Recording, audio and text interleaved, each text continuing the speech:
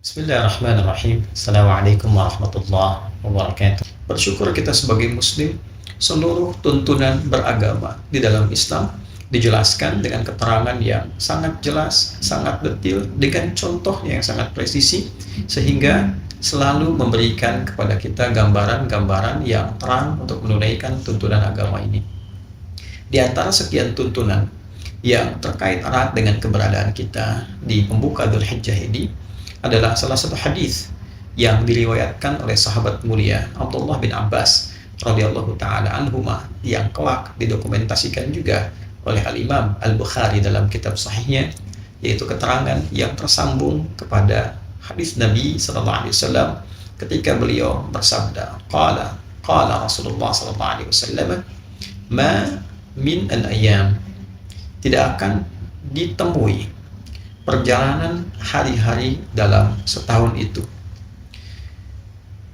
al-amalus salihu fihinna ahabbu ilallah, saat status amal soleh yang kita kerjakan di hari-hari itu naik ia menjadi status yang dicintai oleh Allah subhanahu wa ta'ala min hadhil ayyam al-ashr, dibandingkan dengan hari-hari yang lainnya, yaitu ditemukan pada 10 hari pertama di awal bulan Dzulhijjah. Secara singkat, dalam perjalanan hari dalam setahun, bisa kita katakan kurang lebih, sekali lagi kurang lebih, misal 365 hari dalam pendekatan Masehi, 350 hari sekian dalam penetapan kalender Hijriah. Ambil tengah-tengahnya, misal 360 hari dalam setahun. Kita tidak temukan dalam perjalanan 360 ini kecuali ada 10 hari yang spesial. Nah, saking spesialnya dikonfirmasi oleh diantara kalangan sahabat dengan mengatakan, walal jihadu fi sabilillah ya Rasulullah, apakah status jihad fi sabilillah, pahalanya, keutamaannya tak mampu juga menandingi 10 hari ini? Maka Nabi katakan, walal jihadu fi sabilillah illa rajulun kharaja binafsihi wa malihi falam yarji' bidzalika min syai'. Tidak juga mampu keutamaan 10 hari ini ditandingi oleh keutamaan jihad fi sabilillah kecuali jihad berjuang satu saja. Apa itu? Seseorang yang bertekad berjuang, membawa dirinya, maka berkorban dia dengan jiwanya dan hartanya. Dia tidak kembali dengan pengorbanannya itu. Jadi dia berjuang dengan dirinya, dengan hartanya sampai dia meninggal dunia. Seperti orang dalam perjuangan spiritual berhaji, dengan dirinya, dengan jiwanya, dengan hartanya. Oleh karena itu, jika ada seseorang bahkan baru berniat berangkat menunaikan haji, dengan hati yang ikhlas, dengan harta yang bersih, dia berangkat dan meninggal, itu termasuk tinggi sekali amalannya dan tingkat jihad yang paling tinggi yang mengalahkan keutamaan 10 hari ini. Tapi di luar itu, 10 hari ini istimewa. Itulah pembuka bulan Dzulhijjah, 10 hari pertama.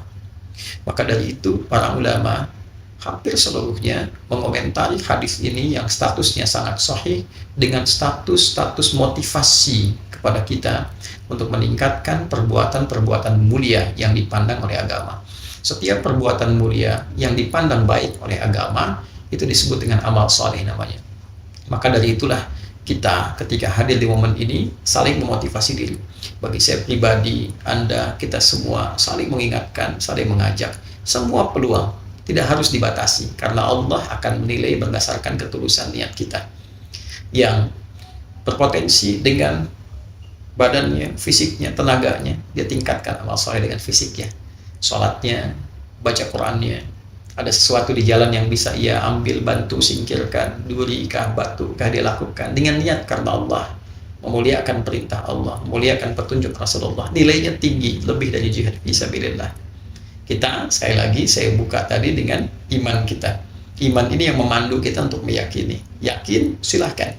Belum yakin, belajar supaya mengerti mengapa ada tuntunan semacam ini. Kemudian yang memiliki titipan dari Allah berupa kelebihan harta, silahkan beribadah dengan hartanya. Berinfak, punya agenda, hari ini infak berapa, besok berapa.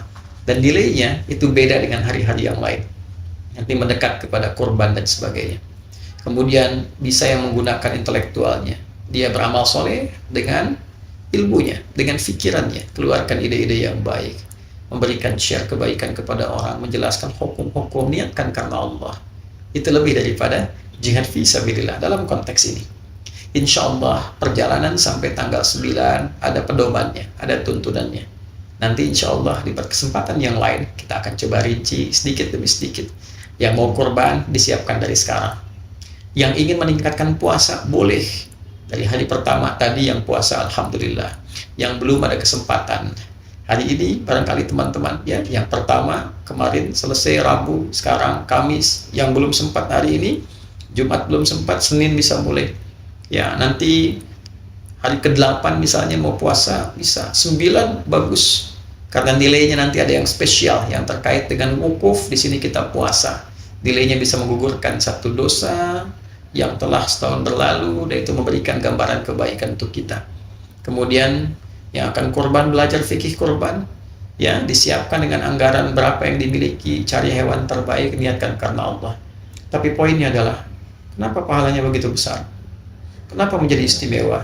Karena ternyata 10 hari ini di antara manfaatnya adalah menyempurnakan pelatihan Ramadan kita selama sebulan untuk melengkapi kekurangan-kekurangan sehingga melahirkan manusia yang lebih paripurna lagi kebaikannya, menghilangkan salahnya, membangun solehnya, menghadirkan kebaikan dari menepikan salah dan membangun soleh. Kesalehan yang muncul setelah salahnya hilang itu disebut al-birru namanya, birrun. Jika itu melekat pada pribadi seseorang, maka berubah menjadi mabrurun. Ada orang demi meraih itu, dia menunaikan haji. Haji yang merubah perilaku orangnya menjadi lebih baik dari sebelumnya. Lebih soleh dan hilang salahnya. Dia tekan salahnya untuk muncul solehnya. Itulah haji mabrur. Yang belum punya kesempatan berhaji di tahun ini, dia berusaha memaksimalkan 9 hari di awal. Kemudian ditutup dengan hari ke-9 dia puasa. Memperbaiki diri. Karena itu kalimatnya serupa dalam substansi. Al-Hajju Arafah, di sini Siyam Yaumu Arafah. Al-Hajju Arafah, puncak hajinya Arafah. Di sini Siyam Yaumi Arafah, puasa yang ditunaikan pada waktu Arafah. Orang yang wukuf di sana, kita menunaikan di sini puasa dengan nama untuk menunjuk substansi yang serupa, bukan puasa biasa. Koreksi diri, mengenal diri, mengenal kekurangan, menepikan yang salah, membangun yang soleh. Ketika berbuka, kita berbuka dalam keadaan lebih baik. Ada yang mampu menyembelih hewan korban, sifat jelek hewaninya dibuang, sifat insaninya muncul. Maka berzikirlah hari ke-11, 12, 13 ayam tasyrik. Di sana di Mina, di sini kita di tempat kita berkedudukan. Sehingga berikutnya lahirlah manusia yang lebih ingin dekat kepada Allah, ingin lebih berbuat banyak kebaikan, dan itulah intisari dari takwa. Fadhkurullaha fi ayyamin ma'dudat. Silahkan di hari-hari yang diketahui berzikir, tingkatkan kepada Allah di tempat yang telah dipahami. Bagi siapa yang merasa 2 hari sudah cukup, faman ta'ajjala fi yaumin fala itsma alaihi wa man ta'akhkhara fala itsma alaihi liman ittaqa. Siapa yang merasa 2 hari cukup, sudah kembali kebaikannya, sudah terasa takwanya, nafar awal selesai. Siapa yang ingin menyempurnakan, dalam arti masih ada yang kurang, saya pengen perbaiki lagi, hari ketiga dia merasa nafar akhir selesai, silahkan, gak ada masalah di situ. Liman ittaqa, bagi siapa yang menyimpulkan sudah punya jiwa takwa yang tersimpan pada dirinya. Kita yang belum haji, kita rasakan suasana itu, refleksikan diri kita, rasakan perubahannya. Ketika merasakan perubahan takwa, itulah al-birrun yang dilekatkan pada jiwa menjadi mabrurun, dipraktekkan menjadi istimewa, maka berubahlah ia, bertransformasi menjadi pribadi yang lebih baik dari sebelumnya. Itulah yang mahal dibandingkan dengan jihad fi sabilillah. Itulah jihad nafsu, itulah jihad yang mentransformasikan diri kita menjadi lebih baik, sehingga digunakan kapanpun, dalam posisi apapun, dia menjadi manusia terbaik.